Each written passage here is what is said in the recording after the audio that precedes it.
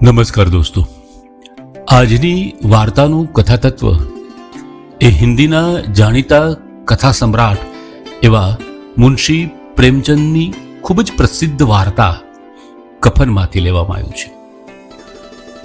દોસ્તો, શિયાળાની કડકડતી મેઘલી રાત હતી, ખૂબ જ ઠંડી હતી. આવા સમયે ગામના પાદરે એક જર્જરિત ઝૂંપડીની આગળ તાપણું સળગતું હતું અને આ તાપણામાં બાપ દીકરો બંને પોતાની ઠંડી ઉડાડવાના નાહક પ્રયાસો કરી રહ્યા હતા. પિતા કેશુ અને પુત્ર માધવ આ બંને તાપણે તાપી રહ્યા હતા અને સાથે સાથે મેઘલી રાતને ચીરતી પુત્ર માધવની સ્ત્રી બુધિયાની ચીસો. બુધિયાને મધ્યરાત્રિએ પ્રસવ પીડા ઉપડી હતી. એ પ્રસવની વેદના આખા વાતાવરણને ગમગીન કરી મૂકતી હતી, ખૂબ ચીસો નાખતી હતી. પરંતુ જાણે બાપ અને દીકરાની બંનેની સંવેદના મરી પરવારી હોય કે તાપણામાં ભડભડ બળી ગઈ હોય એમ એનું રૂવાડું પણ ફરકતું નથી. પોતાની સ્ત્રી અંદર કણસે છે, પ્રસવ પીડાથી રીબાય છે, પરંતુ બાપ અને દીકરો બંને નિંભર થઈને એ અવાજ સાંભળે છે. પરંતુ સંવેદનાહીન, એમની લાગણી ગુમાવી ચૂકેલા આ બંને એની પ્રતિક્રિયા કશી નથી હોતી. એની પાછળનું પણ એ કારણ છે, કારણ કે તાપણાની અંદર બટેટા બફાતા હોય છે. બાપ દીકરાને થાય છે કે જો વહુની દરકાર લેવા અંદર જશું તો આ બટેટા અહીંયા રહેશે, ખાઈ જશે. ભૂખની દારૂણ ચરમસીમાએ પહોંચેલી એની જઠરાગ્નિ તાપણાની આગ કરતાં પણ વધારે હતી અને રાત્રિના સન્નાટાની અંદર ધીમે ધીમે બુધિયાની ચીસો શાંત થતી ગઈ અને અંતે એ મૃત્યુ પામે છે. બુધિયા તો મૃત્યુ પામે છે, પરંતુ હજી જેણે દુનિયા નથી જોઈ એવા એના ગર્ભમાં ઉછરી રહેલું બાળક પણ માની ગોદનું કફન ઓઢીને એમની સાથે ચીર નિંદ્રામાં એ પણ મૃતપ્રાય થઈ જાય છે. હવે બુધિયા તો મૃત્યુ પામી, પરંતુ બાપ દીકરા માટે બીજો પ્રશ્ન ઊભો થયો. ઘરમાં અન્નનો દાણો નથી, પૈસા નથી, તો કફન અને આ સ્ત્રીની અંતિમ વિધિ કેવી રીતના કરીશું? આ સમયે એમને વિચાર આવે છે કે ચાલો ગામના જમીનદાર પાસે જઈએ, એ આપણને કફન માટેના પૈસા આપશે. અને આમે દોસ્તો, સમાજની એક વરવી નગ્નતા એ છે કે સમાજને લાશ, કબર અને કફન આ શણગારવાનો શોખ છે. જીવતો માણસ જર્જરિત થઈને મૃત્યુ પામે તો પણ એમની દરકાર નથી કરતા હોતા.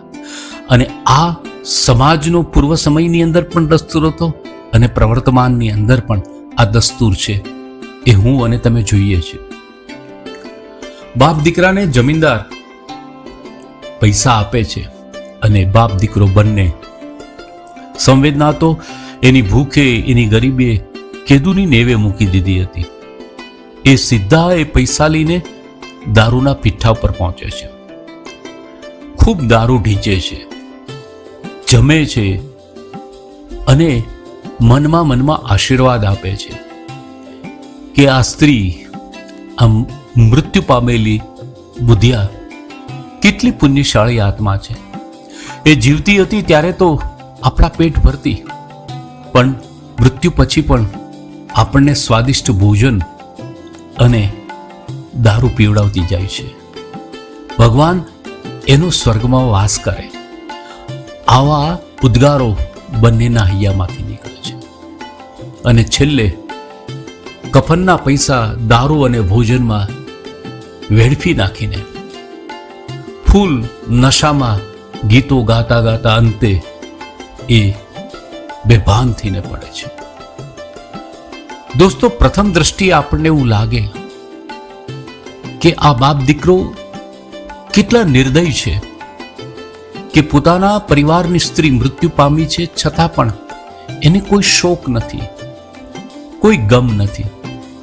પણ વાસ્તવમાં મુનશી પ્રેમચંદજી આપણને એ દિશા તરફ લઈ જવા માંગે છે કે એક વ્યક્તિ ગરીબાઈની દારૂણતામાં એટલે હદ સુધી પીડાઈ જાય છે, એટલી હદ સુધી કચડાય છે, એની સંવેદના ત્યારે મૃત્યુ પામે છે.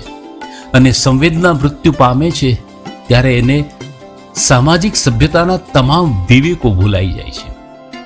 અને આ હદ સુધી પહોંચાડવા માટે આ સમાજ જ જવાબદાર છે.